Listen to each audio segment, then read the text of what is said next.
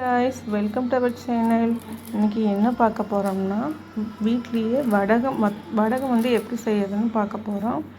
அதுக்கு தேவையான பொருள் ஒரு டம்ளர் பச்சரிசி வந்து ஊற வச்சு நல்லா நைஸா அரைச்சு வச்சிருக்கேன். இதுல காரத்துக்கு கொஞ்சம் ஒரு 7-8 வரமிளகாய், 2 ஸ்பூன் சீரகம், கொஞ்சமாக பெருங்காயத்தூள்,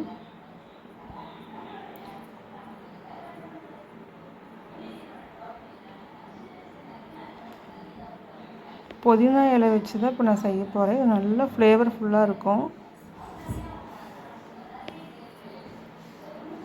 கொஞ்சமாக தேவைக்கேற்ப கல்லுப்பு. மறுபடியும் நல்லா ஒரு ஃபைன் பேஸ்ட்டாக நல்லா நைஸாக அரைச்சி எடுத்துக்கோங்க. இதில் ஒரு 2 ஸ்பூன் மறுபடியும் சீரகம் போட்டுக்கோங்க.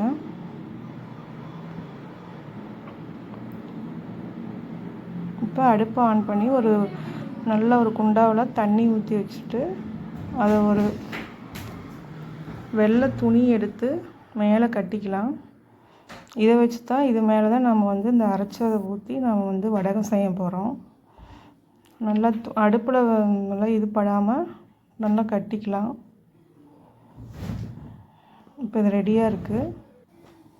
மாவு வந்து இந்த மாதிரி ஊற்றி நம்ம வந்து மூடி வச்சுக்கலாம். இப்போ ரெடி ஆயிடுச்சு. இதை எடுத்து நம்ம ஒன்று பிளேட்டில் போட்டுக்கலாம்.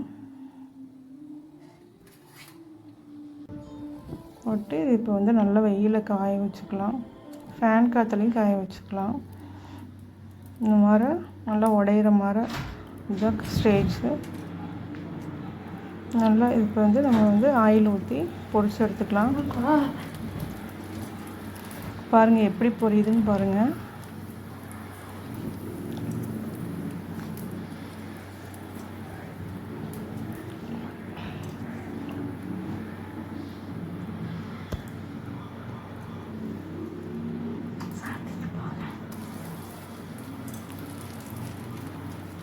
அவ்வளோதான், சூப்பராக பொரிச்சு எடுத்தாச்சு. இது வந்து நம்ம சாம்பார் சாதம், ரசம் சாதம், தயிர் சாதம் எதில் வேணாலும் வச்சு சாப்பிட்டுக்கலாம். நல்லா கிறிஸ்பியாக இருக்குது பாருங்கள். நீங்களும் இதே மாதிரியே ட்ரை பண்ணி பாருங்கள். தேங்க்ஸ் ஃபார் வாட்சிங்.